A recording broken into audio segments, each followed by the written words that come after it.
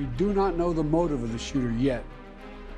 We don't know his opinions or affiliations. We can't allow this violence to be normalized. Law enforcement professionals, as I speak, are investigating those questions. There's no place in America for this kind of violence, for any violence, ever. Tonight about the need for us to lower the temperature in our politics. And to remember, while we may disagree, we are not enemies. We're neighbors, we're friends, co-workers, citizens, and most importantly, we're fellow Americans. We must stand together. Yesterday's shooting at Donald Trump's rally in Pennsylvania calls on all of us to take a step back. Take stock of where we are, how we go forward from here. Thankfully, former Trump is not seriously injured. I spoke with him last night, and I'm grateful. He's doing well, and Jill and I keep him and his family in our prayers. We also extend our deepest condolences to the family of the victims who was killed. Corey was a husband, a father, a volunteer firefighter, a hero, sheltering his family from those bullets. We should all hold his family, all those injured in our prayers. Earlier today, I spoke about an ongoing investigation. We do not know the motive of the shooter yet. We don't know his opinions or affiliations. We don't know whether he had help or support, or if he communicated with anyone else. Law enforcement professionals, as I speak, are investigating those questions. Tonight, I want to speak to what we do know. A former president was shot, an American citizen killed, while simply exercising his freedom to support the candidate of his choosing. We cannot, we must not go down this road in America. We've traveled before throughout our history. Violence has never been the answer.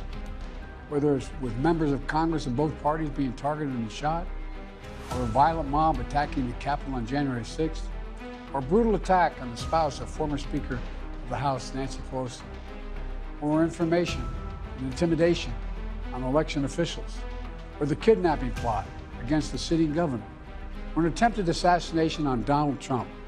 There's no place in America for this kind of violence, for any violence, ever. Period. No exceptions. We can't allow this violence to be normalized. You know, the political record in this country has gotten very heated. It's time to cool it down. We all have a responsibility to do that. Yes, we have deeply felt strong disagreements. The stakes in this election are enormously high. I've said it many times, that the choice in this election we make in this election is going to shape the future of America and the world for decades to come. I believe that with all my soul. I know that millions of my fellow Americans believe it as well. And some have a different view as to the direction our country should take. Disagreement is inevitable in American democracy. It's part of human nature. Politics must never be a literal battlefield, and God forbid, a killing field. I believe politics ought to be an arena for peaceful debate, to pursue justice, to make decisions guided by the Declaration of Independence and our Constitution. We stand for an America, not of extremism and fury, but of decency and grace.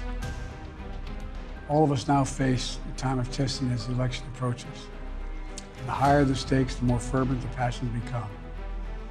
This places an added burden on each of us to ensure that no matter how strong our convictions, we must never descend into violence. The Republican convention will start tomorrow.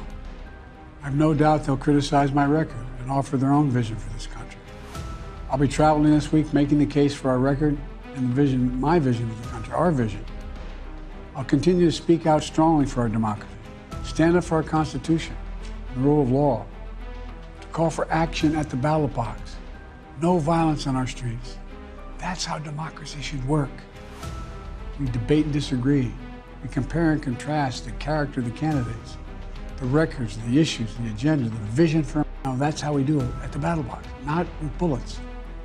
The power to change America should always rest in the hands of the people, not in the hands of would-be assassins. You know, the path forward through competing visions of the campaign should always be resolved peacefully, not through acts of violence. You know, we're blessed to live in the greatest country on earth, and I believe that with every soul, every power of my being. So tonight, I'm asking every American to recommit, to make America, but think about it. What's made America so special? Here in America, Everyone must be treated with dignity and respect, and hate must have no safe harbor. Here in America, we need to get out of our silos, where we only listen to those with whom we agree, where misinformation is rampant, where foreign actors fan the flames of our division to shape the outcomes consistent with their interests, not ours. Let's remember, here in America, while unity is the most elusive of goals right now, nothing is more important for us now than standing together. We can do this. You know, from the beginning, our founders understood the power of passion. So they created a democracy that gave reason and balance a chance to prevail over brute force. That's the American we must be. An American democracy where arguments are made in good faith. An American democracy where the rule of law is respected. An American democracy where decency, dignity, fair play aren't just quaint notions, but living, breathing realities. We owe that to those who come before us, to those who gave their lives for this country. We owe that to ourselves.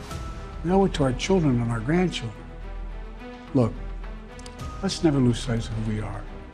Let's remember we are the United States of America. There is nothing beyond our capacity when we do it together.